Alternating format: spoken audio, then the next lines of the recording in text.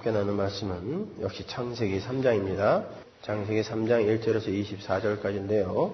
오늘은 6절만 함께 봉독하시겠습니다. 함께 봉독하시죠. 여자가 그 나무를 본즉 먹음직도 하고 보암직도 하고 지혜롭게 할 만큼 탐스럽기도 한 나무인지라 여자가 그 실과를 따먹고 자기와 함께 한 남편에게도 주매 그도 먹은지라. 창세기 3장 오늘이 네 번째 시간입니다.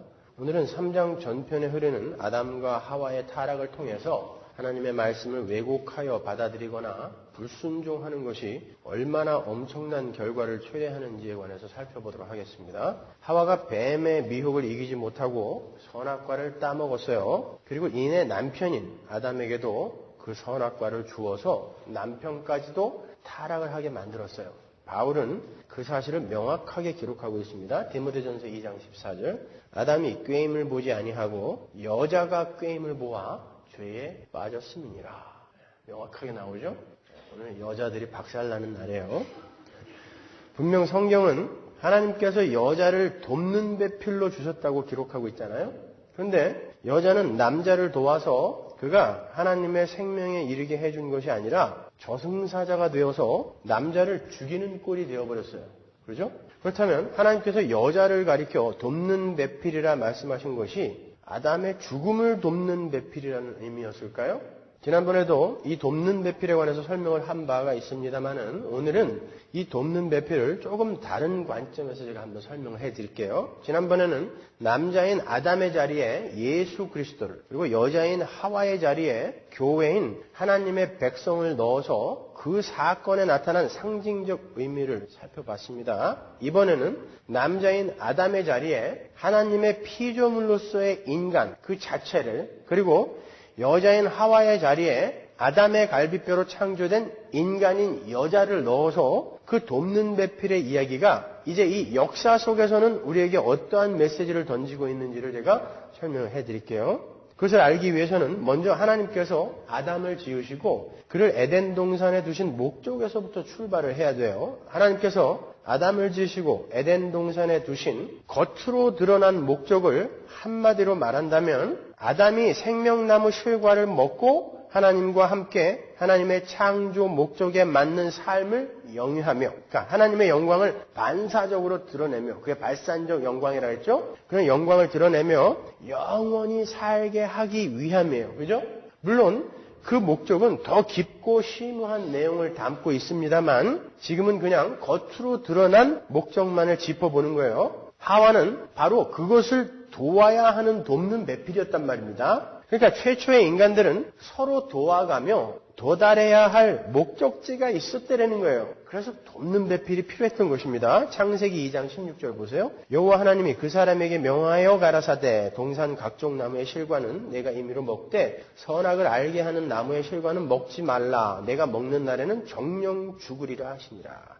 16절에 명하여 가라사대라고 번역이 된 짜바라는 동사는요. 히브리어 피엘 동사예요. 히브리어 동사에는 일반적인 형태의 칼 동사와 강조형의 피엘 동사 그리고 사역형의 히필 동사가 있어요. 그런데 여기에 강조형의 피엘 동사가 쓰인 거예요. 그 말은 아담이 생명나무 실과를 먹어도 되고 안 먹어도 되는 그러한 성질의 것이 아니라 반드시 먹어야 하고 선악과는 절대 먹으면 안 된다는 말이에요. 그게 피엘 동사예요. 그러니까 반드시 생명나무를 먹어야 한단 말이에요. 먹고 도달해야 할 목적지가 있었다는 거예요.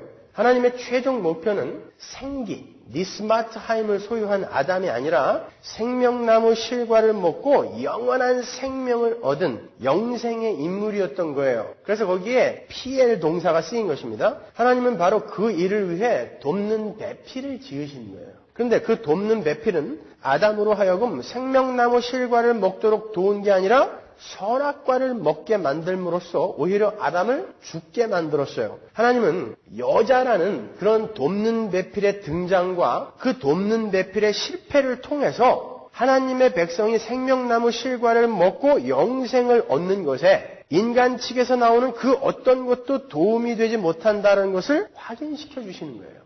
그러니까 우리는 성경에 등장하는 사건들을 대할 때 영적 관점의 메시지와 역사적 관점의 메시지를 잘 구별하여 볼 수 있는 안목을 가질 수 있어야 돼요. 그렇다면 아담에게 있어서 진정한 돕는 배필은 누구여야 되죠?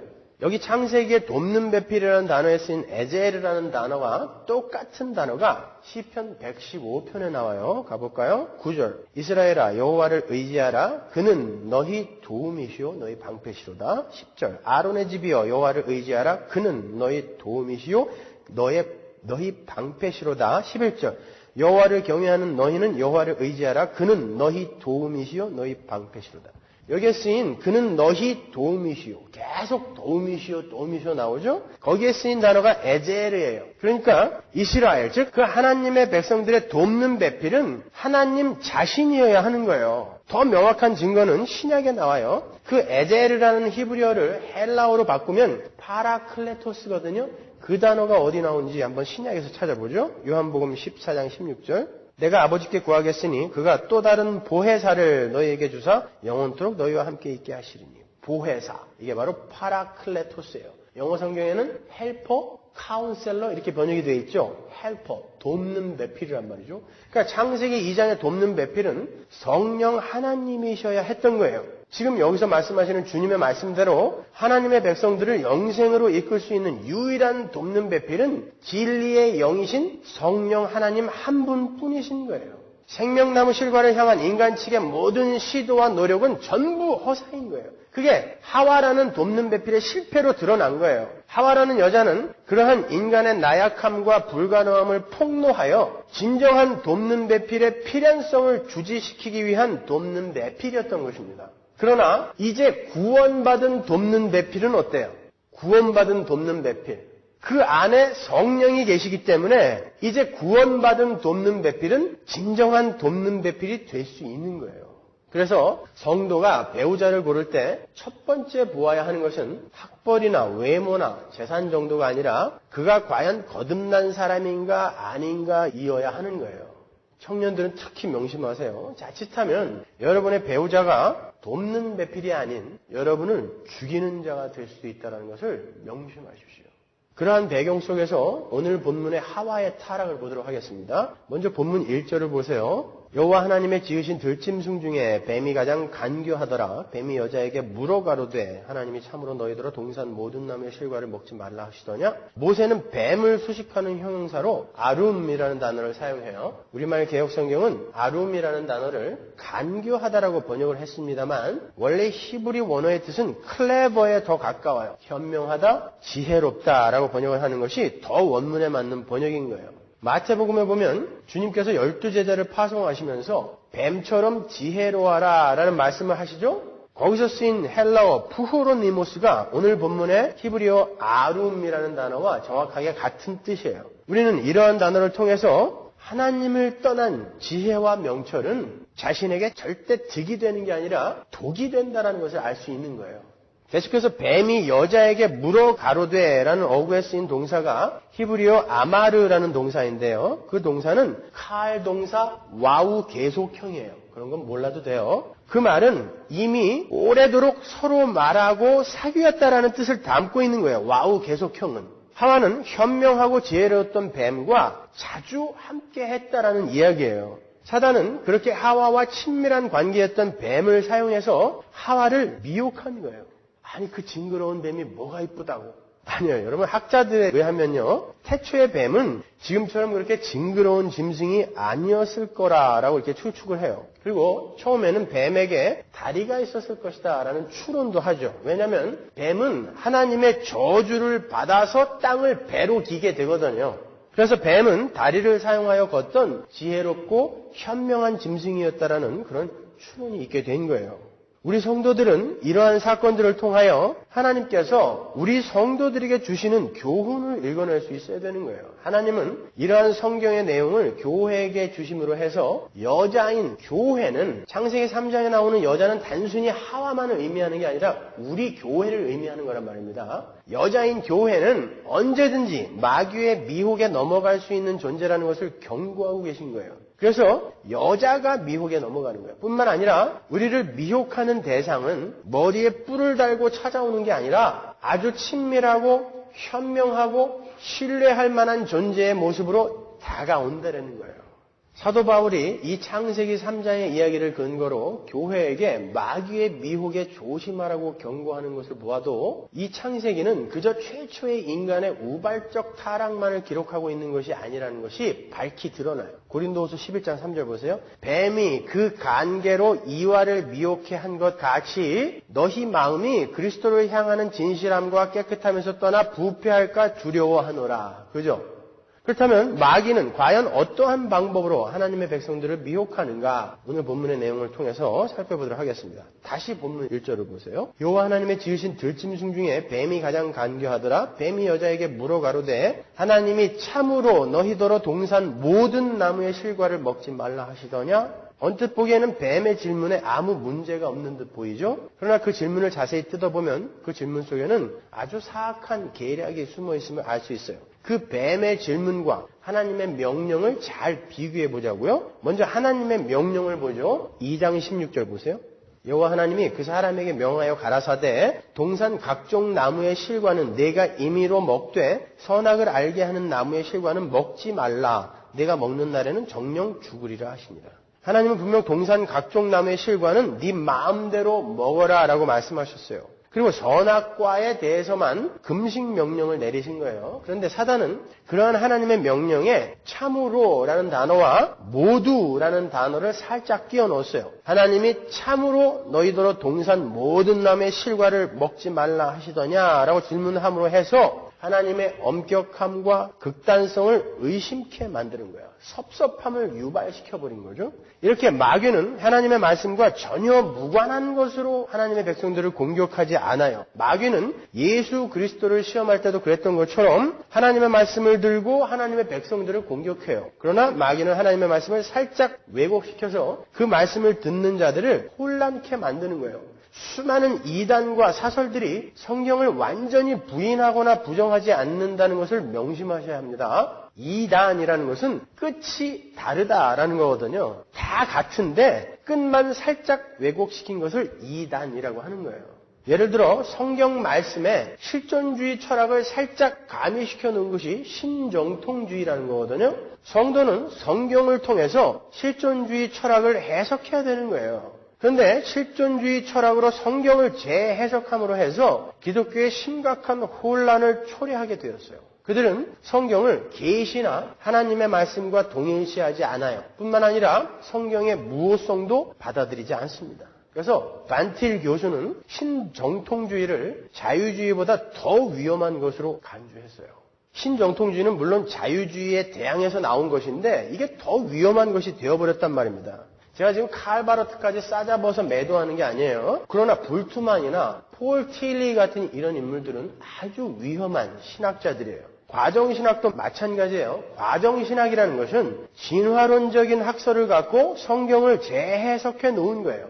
해방신학은 정치적인 해방 철학을 갖고 성경을 재해석해 놓은 거예요. 통일교, 알메니안주의, 몰몬, 여호와의 증인 이 모든 것들이 진리와 전혀 관계없는 것들이 아니라 진리를 약간 틀어서 끝만 약간 바꾸어서 진리와의 구분이 모호하게 만들어서 사람들을 혼란케 하는 비진리들인 거예요. 오늘 본문 바로 다음 장에도요. 하나님의 말씀을 살짝 왜곡해서 하나님께 정면으로 대드는 인간이 나와요. 잠깐 보고 가죠. 4장 12절 볼까요? 내가 밭가라도 땅이 다시는 그 효력을 내게 주지 아니할 것이요 너는 땅에서 피하며 유리하는 자가 되리라. 가인이 여호와의 앞을 떠나 나가 에덴 동편 노 땅에 거하였더니 하나님께서 동생을 살해한 아담의 맏아들 가인을 저주하시면서 가인은 유리하는 자가 될 것이다 라고 이야기해요. 유리하다라는 말은 베가본드, 방랑하다라는 뜻이에요. 옛날에 현인 선생 노래 중에 베가본드라는 가사가 있었는데 기억나십니까? 현인이 누군지도 모르시죠? 저는 어떻게 5살 때 들은 노래도 이렇게 생각이 나는지 모르겠어요.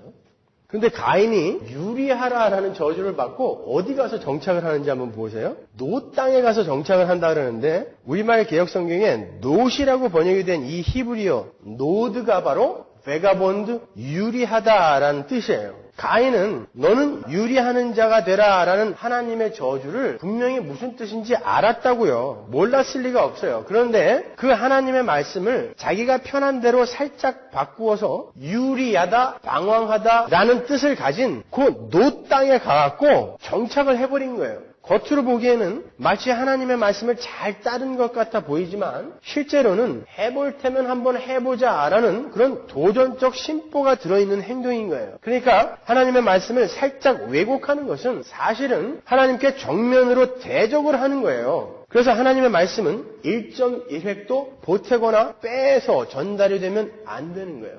특히 말씀을 전하는 사역에 부름을 받은 목회자들은 더더욱 주의를 기울여야 돼요. 목회자뿐만 아니라 여러분도 마찬가지지만 자신이 하고 싶은 말을 전달하기 위해서 하나님의 말씀을 왜곡해서 제시하는 행위는 하나님을 정면으로 대적하는 행위인 것이기 때문에 목회자는 하나님의 말씀을 전할 때 확인하고 또 확인하고 또 확인해서 이것이 정말 하나님의 말씀의 진의다라는 것이 확신이 있을 때 그때 비로소 설교를 할 수 있는 것입니다.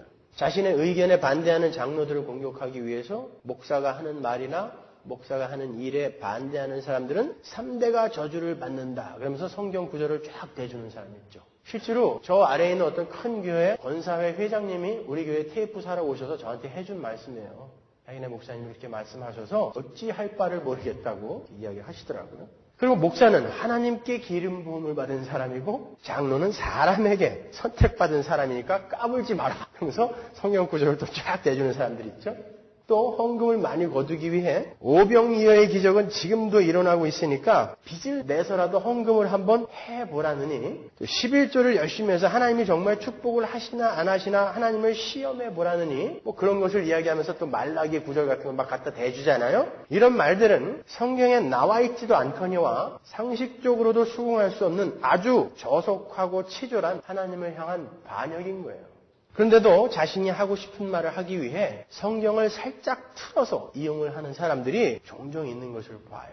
그거는 정말 큰일 날 일인 것입니다. 다시 본문으로 돌아갑니다. 그렇게 하나님의 말씀이 살짝 왜곡이 되자 그 말을 듣는 사람의 마음속에 심각한 현상이 나타나요. 2절 보세요. 여자가 뱀에게 말하되 동산나무의 실과를 우리가 먹을 수 있으나 동산 중앙에 있는 나무의 실과는 하나님의 말씀에 너희는 먹지도 말고 만지지도 말라 너희가 죽을까 하노라 하셨느니라. 사단이 하나님의 말씀을 살짝 왜곡해서 살짝 틀어서 하나님의 과격성과 엄격함과 극단성을 의심케 하자 하와가 금방 넘어가서 하나님에 대한 섭섭함을 표시해요. 하나님은 아담에게 선악과를 먹지 말라라고만 말씀하셨는데 하와는 하나님께서 선악과를 만지지도 말라라고 했다고 하나님의 말씀에 자신의 섭섭한 마음을 첨언하여 하나님의 포악함과 과격함을 토로해요.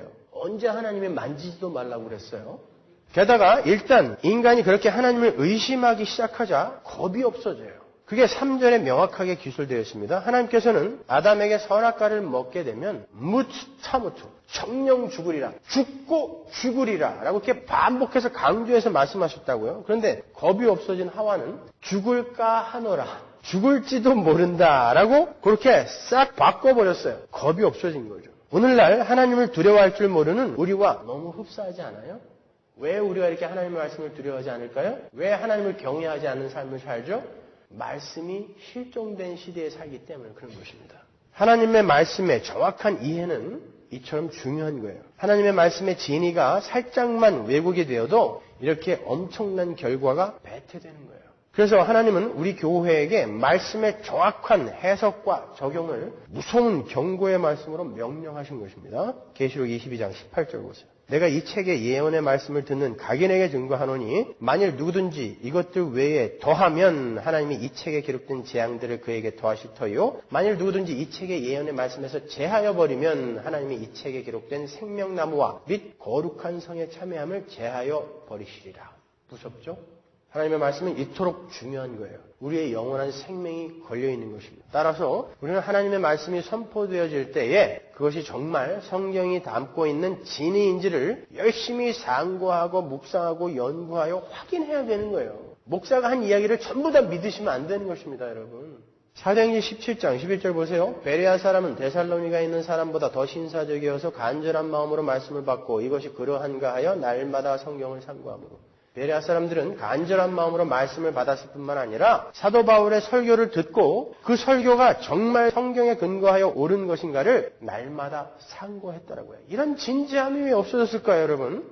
우리에게도 똑같은 말씀을 향한 열심이 있어야 되는 거예요.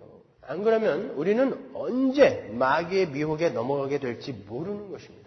그렇게 여자가 마귀의 미혹에 이끌려서 하나님을 의심하고 하나님을 경외하는 마음이 흔들리자 마귀는 이제 여자에게 치명타를 가합니다. 창세기 3장 4절 보세요. 뱀이 여자에게 이르되 너희가 결코 죽지 아니하리라. 마귀는 흔들리는 사람의 마음속으로 비집고 들어가서 이제는 하나님의 말씀을 완전히 반대로 부정해버리죠. 거짓말을 시켜버려요. 하나님은 분명 정령 죽으리라 라고 말씀하셨는데 마귀도 강조용법을 써서 결코 죽지 아니하리라 라고 정반대의 이야기를 하는 거예요. 하와는 마귀의 그 거짓말을 기어코 믿어버리고 말았어요. 그렇게 마귀에게 속아 하나님의 말씀을 경홀히 여기게 되자 그 후에 일어난 일이 뭐죠? 여자가 냉큼 손을 내밀어서 선악과를 따먹었어요.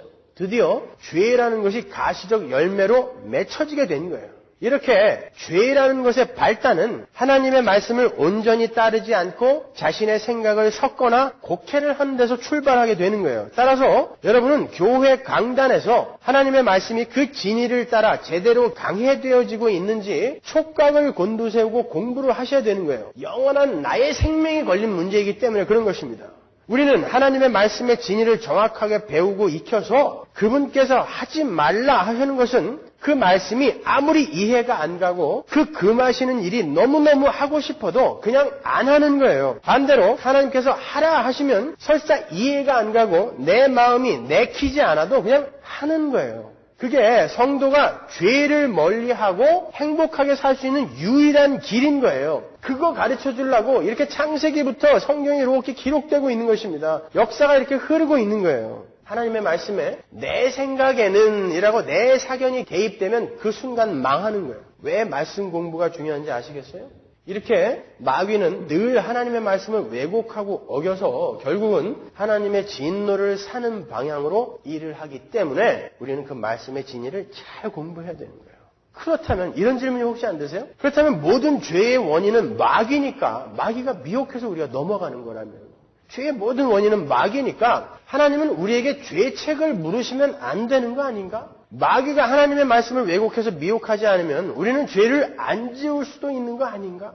혹시 이런 질문이 안 드세요? 아니요. 성경은 지금 미혹하는 마귀라는 존재를 대표로 세워서 사용해서 하나님의 은혜를 떠난 모든 도덕적 피조물들의 그 추구는 경향은 하나님의 말씀을 어기고 하나님의 자리에 오르려는 경향으로 내닫게 된다는 것을 보여주는 거예요. 마귀에게 전부 책임을 전가시키면 안 돼요. 그게 귀신론의 맹점인 거예요. 하나님은 하나님의 형상으로 지어진 당신의 백성들의 그러한 죄로의 경향을 은혜로 예수 그리스도의 피로 설복하여 소화시켜버리는 거예요. 태워버리는 거예요. 그렇게 해서 당신의 백성들이 하나님의 은혜 앞에 꼼짝없이 항복하도록 이 역사를 경륜해 가시는 것입니다. 우리는 이 역사 속에서 성경을 통하여 그걸 배우는 거예요. 그럼 이제 본문을 통해서 구체적으로 타락의 경로를 한번 살펴보자고요. 인간이 그렇게 하나님의 말씀을 경홀히 여기게 되면 인간에게 나타나는 현상이 세 가지가 있어요.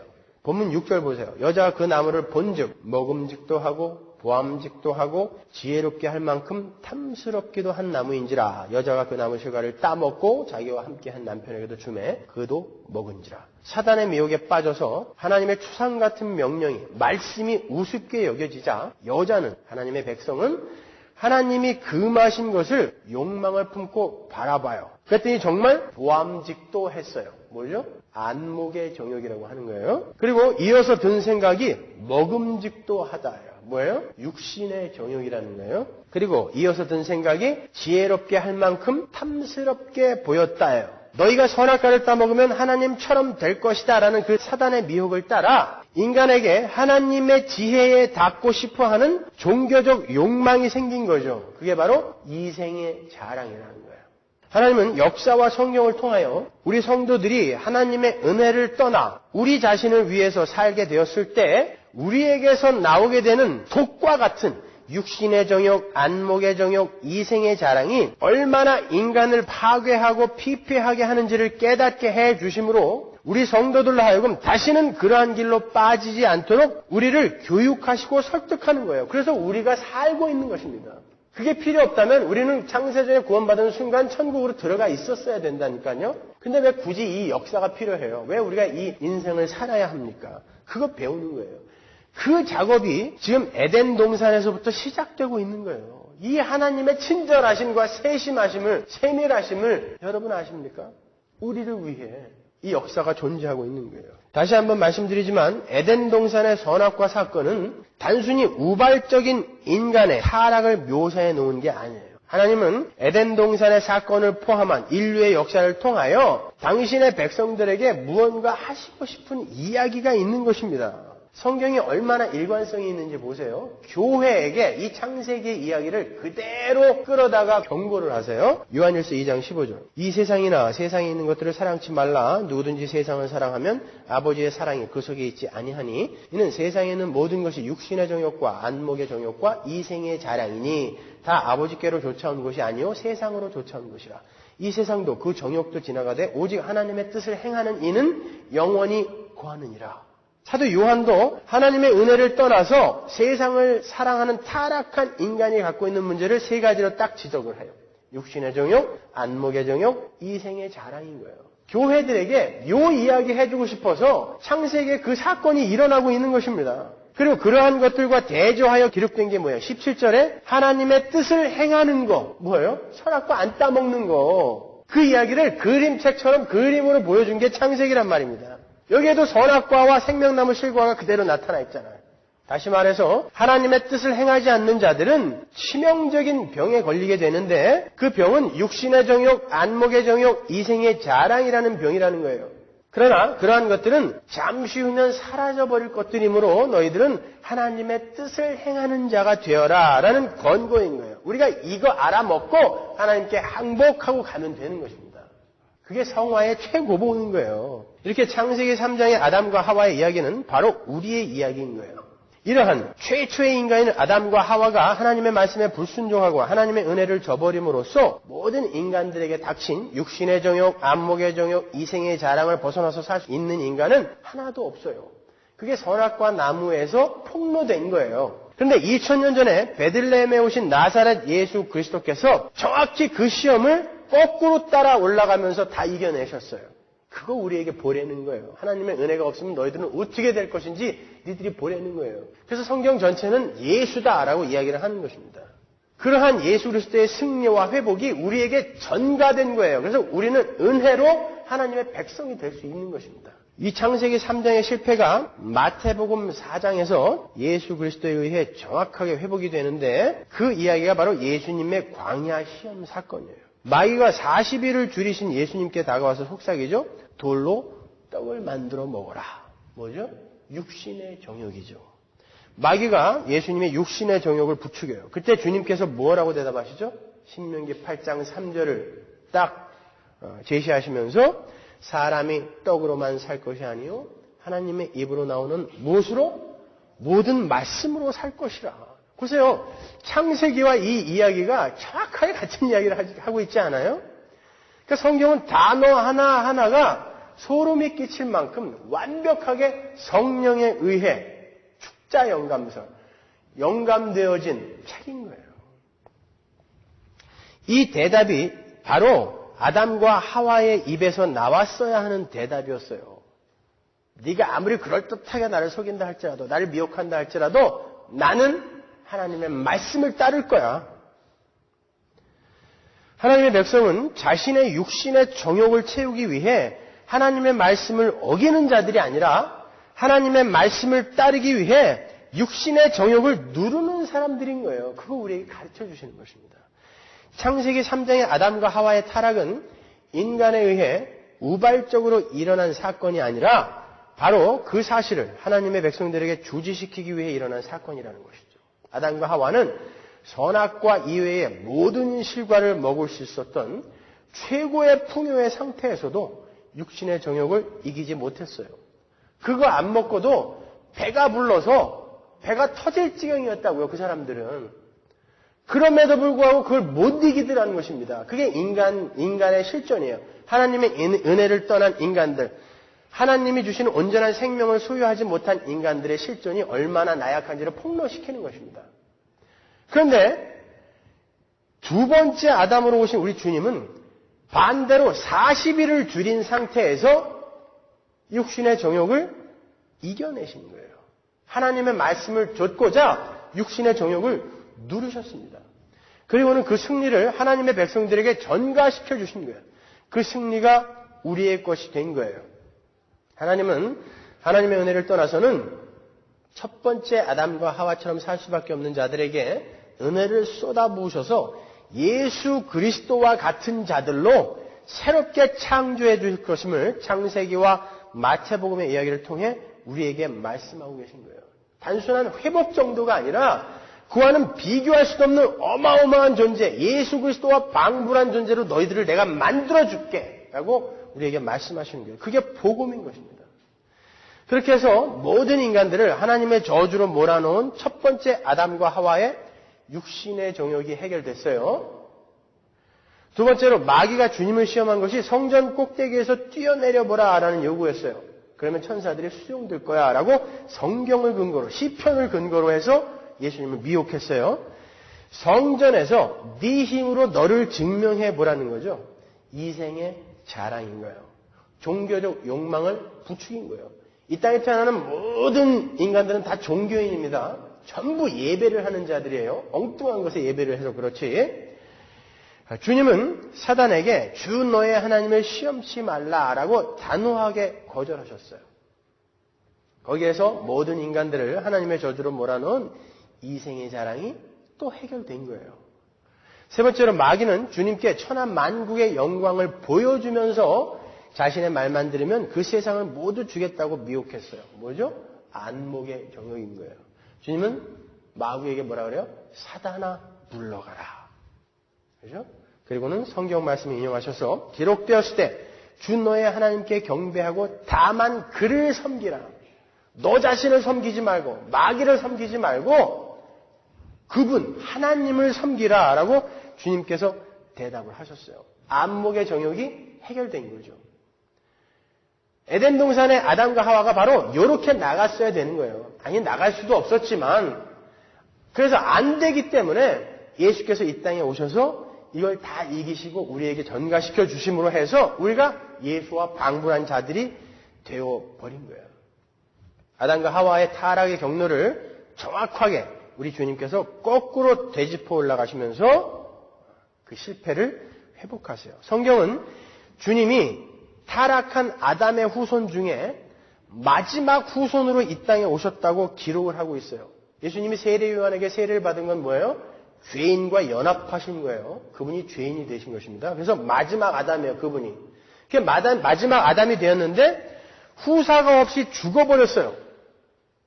유럽에서 무슨 예수님의 무덤이 발견이 됐는데 예수님이 마리아와 결혼해서 자식이 있더라 그러는데 그런 사기는 듣지도 마시고 믿지도 마세요. 예수님은 후사가 없이 죽어버리심으로 더 이상 아담의 후손은 이제 없어진 게 된 거예요. 마지막 아담인 그분이 오셔서 후사가 없이 죽어버렸으니까 이제 아담의 후손은 없어진 거예요. 그리고 그 후로 성령으로 잉태된 예수 그리스도의 후예들이 나타나게 된 거예요. 그러니까 아씨는 없어지고 예씨가 나타나는 것이죠. 물론 이러한 일들은 하나님의 백성들에게만 해당되는 말이에요. 하나님께서는 그렇게 당신의 백성들 속에 아담의 대를 끊어버리시고 아담이 실패한 모든 것들을 온전하게 회복시키신 주님의 회복을 그들에게 전가시켜주는 거예요. 고린도전서 15장 45절 보세요. 기록된 바 첫사람 아담은 산 영이 되었다 함과 같이 마지막 아담은 살려주는 영이 되었나니. 그죠? 마지막 아담이라고 부르잖아요. 주님은 마지막 아담이 되셔서 그 아담에게 떨어진 저주를 모두 안고 죽어버리신 거예요. 그래서 이제 아담의 후손은 없어졌어요. 그래서 우리는 이제 더 이상 타락한 아담의 후예가 아닌 거예요. 예수를 믿는 자들은.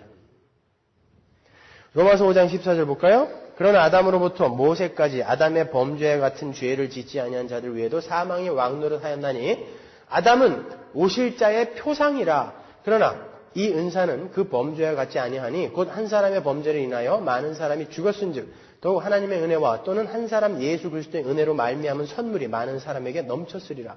또 이 선물은 범죄한 한 사람으로 말미암은 것과 같지 아니하니 심판은 한 사람을 인하여 정죄에 이르렀으나 은사는 많은 범죄를 인하여 의롭다 하심의 이름이니라.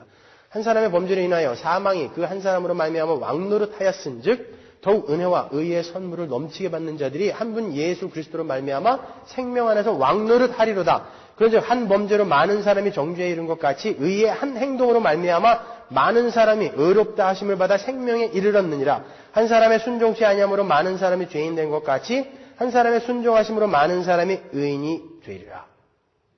이렇게 해서 우리 성도들의 저주가 벗겨지게 된 거예요. 여기도 보면 타락한 아담이 주님의 표상이라는 말이 나오죠. 예수 그리스도의 표상이었다라는 말이 나와요. 그 말은 아담은 우연히 우발적으로 타락을 한 것이 아니라 예수 그리스도라는 은혜의 선물을 설명하기 위한 표상으로 등장했던 것임을 말해주고 있는 거예요. 사도 바울이. 그러니까 이 역사와 역사 속에서 일어나는 모든 사건들은 전부 예수 그리스도를 설명하기 위한 것들인 것입니다. 너희들은 하나님의 은혜 아래에서만 살아야 된다. 그래야 행복할 수 있어. 그런데 너희들 힘으로는 도저히 안 되는 일이라 예수 그리스도의 십자가를 통해서만 너희들은 영생에 이르러 참된 행복을 누릴 수 있는 거야 라는 것을 설명하시기 위해 이 역사가 아담으로부터 창세기로부터 이렇게 흘러오고 있는 것입니다. 그렇게 해서 우리에게 떨어진 하나님의 저주는 모두 다 해결이 되었어요. 따라서 그 저주의 원인이 되었던 육신의 정욕이나 안목의 정욕이나 이생의 자랑은 이제는 우리와 관계없는 것이 되어버린 거예요. 왜? 예수님께서 전부 이기시고 우리에게 전가시켜줬다니까요. imputation. 그런데 오늘날 우리에게도 똑같은 시험이 떨어지죠. 우리는 여전히 안목의 정욕에 끌려다녀요. 우리는 여전히 육신의 정욕에 맥을 못 추고 넘어갑니다. 우리는 여전히 이생의 자랑에 목숨을 걸고 살아가죠. 아닙니다, 여러분. 이제 우리는 그런 것과는 상관없는 자들이 된 거예요. 그래서 우리가 우리의 그 실존을 배우는 것입니다. 말씀을 통해서. 이제 우리는 그것과는 아무 관계없는 자들이 된 거예요. 그래서 성경은 성도들에게 그러한 것들을 조심하라고 경고하는 것이고 이기라고 독려하는 거예요.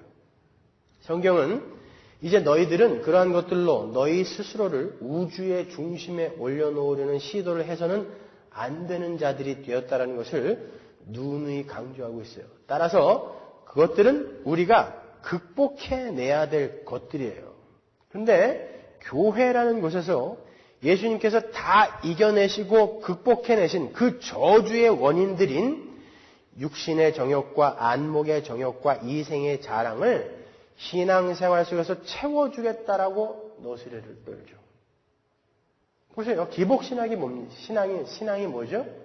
그거 채워주겠다라고 이야기하는 거예요. 예수를 믿게 되면 너희 육신의 정욕과 안목의 정욕과 이생의 자랑이 충족하게 채워진다라는 거예요. 그런 것들은 인간의 타락의 원인이 되었던 것이지 인간이 채워야 할 것들이 아닌 것입니다. 오히려 자꾸 비워내야 할 것들이라니까요. 그건 마귀의 속임이지 절대 성경의 가르침이 아닌 거예요. 그러니까 기복을 외치는 사람, 대놓고 외치지 않고 살짝 감추어서 외치는 사람들이 더 나빠요. 그거는 마귀의 외침인 거예요. 어제 우리 서문화교회 패밀리 캠프 그 장기자랑에서 1등을 한 5 아이들의 그 스킷을 통해서 저는 굉장히 은혜를 받았어요. 인간의 타락과 십자가와 회복이 정확하게 그려져 있는 그런 스킷이었습니다. 마치 제가 오늘 설교할 내용을 미리 다 보고 그 내용을 만든 것처럼 참 감동적이었어요. 많은 어른들이 눈물 지으시는 것을 제가 봤는데요. 주님은 이렇게 나약하고 추악한 당신의 백성들을 위해서 그토록 순환을 당하시고 십자가에서 죽기까지 하나님 아버지께 순종을 하신 거예요. 그리고 그 순종의 삶을, 선악과를 따먹지 않은 그 삶을 우리에게 전가시켜 주신 것입니다. 그런데도 여전히 육신의 정욕, 안목의 정욕, 이생의 자랑 속에서 허덕이고 있어야 되겠습니까, 여러분? 하나님께서 우리 성도의 삶 속에 고난을 허락하시는 것은 여러분의 육신의 정욕, 안목의 정욕, 이생의 자랑을 그렇게 만족하게 충족시켜주지 않는 것은 너희들이 그러한 상황 속에서도 육신의 정욕, 안목의 정욕, 이생의 자랑과 관계없는 자로 살아갈 수 있는지 한번 확인해봐라 라고 우리에게 그런 삶을 허락해 주는 거지. 예수를 믿으면 그거 니들이 원하는 거 다 이루어줄게 이거 아니라니까요. 예전에 알파치노 주연의 센터 오브 워먼 여인의 한기라는 그런 영화가 있었죠. 탁월한 영화죠. 거기서 알파치노가 어떤 여자에게 수작을 걸면서 탱고를 가르쳐 주겠다고 하죠. 그때 여자가 저는 탱고를 잘 못 춰요. 그러니까 저는 탱고를 치면 자꾸 사람의 스텝에 엉켜서 사람 발을 밟아요. 그러니까 알파치노가 뭐라 그래요?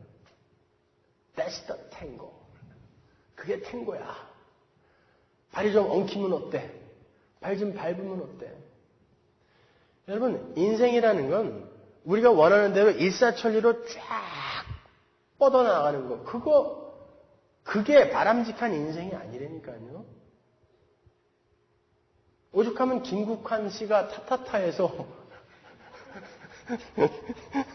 우리네 헛짚는 세상살이 한평생 걱정조차 없이 살면 무슨 재미가 있겠는가. 이렇게 이야기하지 않았습니까?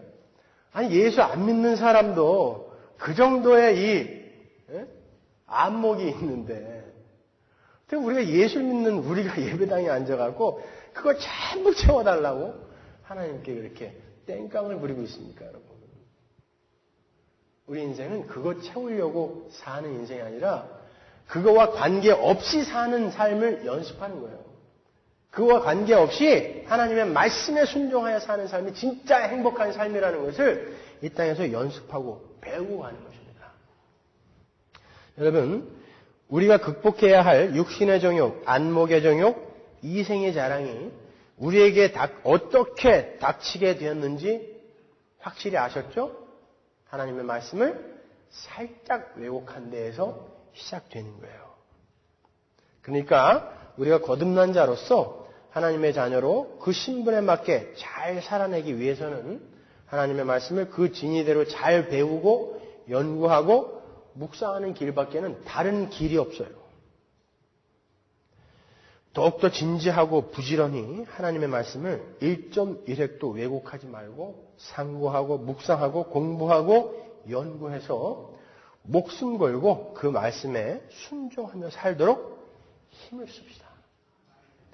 다음 시간에는 타락한 인간들은 어떠한 저주를 받게 되었으며 그들이 어떻게 용서를 받게 되었는지, 그리고 하나님은 그렇게 구원해 줄 인간들을 왜 굳이 에덴 동산 밖으로 추방을 했는지, 그 속에 드러난 십자가 복음의 내용에 관해서 자세하게 살펴보도록 하겠습니다. 기도하겠습니다.